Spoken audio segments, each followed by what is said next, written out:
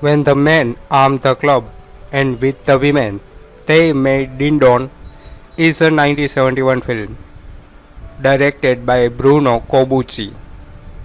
Despite the title, which refers to the two films by Pascal Festa Campanile, this Corbucci film does not really have much to do with them, apart from the false prehistoric setting, and is instead inspired by Lysistrata and women at Aristophanes' Thesmophorias. Prehistoric cave-stud Ari wins lovely virgin Lystra in a pig catching contest, but their attempt at Ding Dong keep getting interrupted by idiot battle between his tribe, the cave dwellers, and their neighbors, the lake dwellers. Annoyed that hubby would rather make war than Ding Dong, Lystra organizes the women of both tribes to go on strike and abstain Ding Dong until the men stop fighting. It all happened back in the days when men carried clubs and women played Ding Dong, an Italian Stone Age comedy based on the Greek classic Lysistrata and filled with shapely cave women sporting 70s hairstyle. A caveman with the hots for the hero, a title tune that will follow you forever, and of course plenty of old-fashioned Ding Dong. This is the second film based on the weird adventure of some group of prehistorical men. The first being Quando le donne avevano la coda. Like about all of the production of Italian B-movies from the 70s, spicy movies or poliziesque movies, you can't expect anything smart in concept, neither really smartly done. There is some good, enjoyable exception,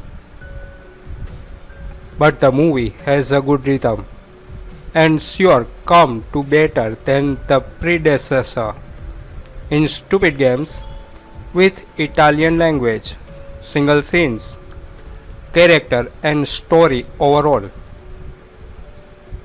It also need not justify man's knowledge of environment basic element,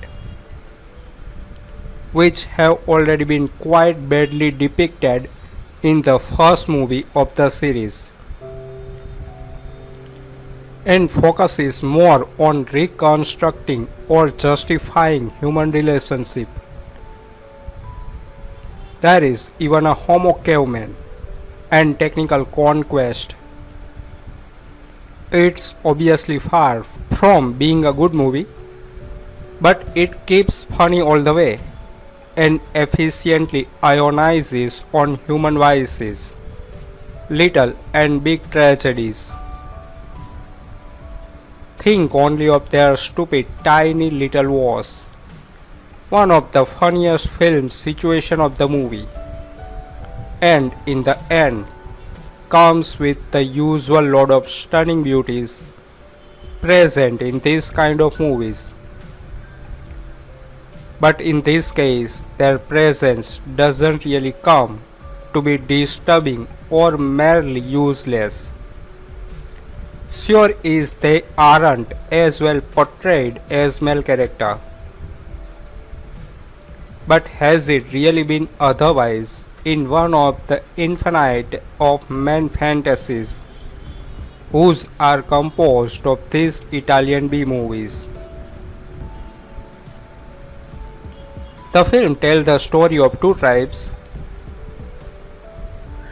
the Cavernicoli who live on land and the Aquamani who live on tilt, almost constantly fighting each other During a period of peace, a sort of tournament is held, at the end of which the winner will get the virgin Lystra in marriage.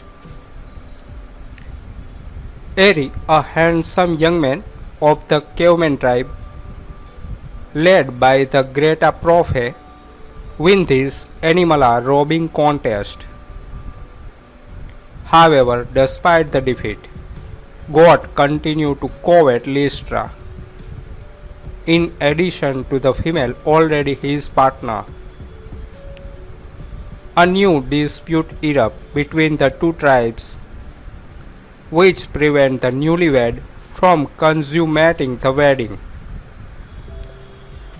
Much to Lystra, who had just learned from us she was a friend like Dindon and couldn't wait, becoming a hen, for Eri to raise his crest. Tired as are other women of having to give up her men so often, Lystra proclaimed a love strike in agreement with the Aquaman female. The women of the two tribes abandoned their respective villages to retire to each other on a mountain, the other on an isle in the middle of the river. In the midst of the fight, the wrestlers are distracted by the coaxing of their provocatively little dressed female. Cavernicoli and Aquamani immediately interrupt hostility to devote themselves to their women. But once again, the truce is short-lived. Eri and Lystra then decide to live together in search of a country where men do not go to war. But they never found the country of peace and live happily ever after. Somehow, though, the Italian managed to take this very dumb late 60s, early 70s genre and make it even dumber. They did, however, put in a lot more skin than in the Anglo-American movies, and after all, no one ever watched these things for the plot, dialogue, etc. This movie probably wouldn't be funny in any language, but the English dubbing here is especially terrible, and they seem to have borrowed the music from Surfing Bird and a Creedence Clearwater Revival song.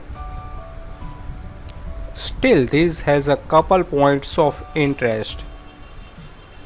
Two tribes of prehistoric cave women are sick of their men always fighting, so they both vow to stop having love with their men until they stop all the wars. If this sounds vaguely familiar, that's because it's the plot of the Aristophanes play Lysistra.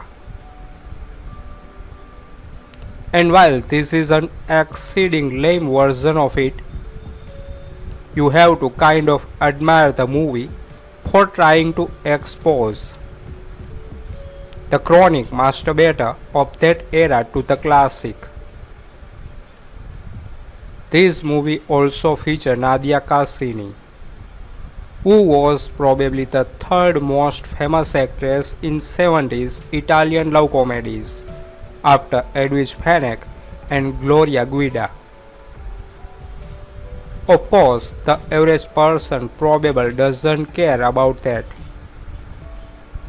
Anyway, if you are a fan of Italian exploitation actresses like Edwige Fenech or Gloria Guida, definitely encourage you to check out Nadia Cassini's body of work. Italian comedy has Eri winning a pig catching contest and his reward is the virgin Lystra. She is looking forward to some good love, but instead he'd rather fight a rival group. Before long, all the women stand together to hold out the ding dong play until the men pay more attention. You know, the Italian genre lasted several decades, and there is no question that it probably had an impact on various American movies that followed. With that said, there are some really bad ones out there, and this one here certainly fit that category for a number of reasons.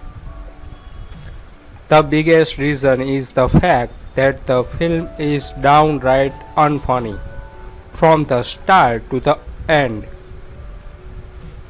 Another major problem is that it clocked in at 97 minutes, which is about 96 minutes too long. The biggest problem here is that the screenplay is extremely lame. You get fart jokes aimed at gay character, and all sorts of dirty jokes. It would seem that this type of stuff said during the caveman period would lead to some great fun. But it doesn't, because the screenplay is very silly and downright bad. Might have laughed at this stuff if was a 7-year-old who stumbled upon this film at midnight on Cinemax. Another problem is that the movie is deadly slow and just get dragged out to the point where you are wanting to scratch your eyes out. We'll say that the movie looked great, thought the costume were good, and for the most part thought the setting was perfect. You at least really did feel as if you were watching something set during the time period. Considering the budget, that was impressive. There is also some attractive ladies getting naked throughout, but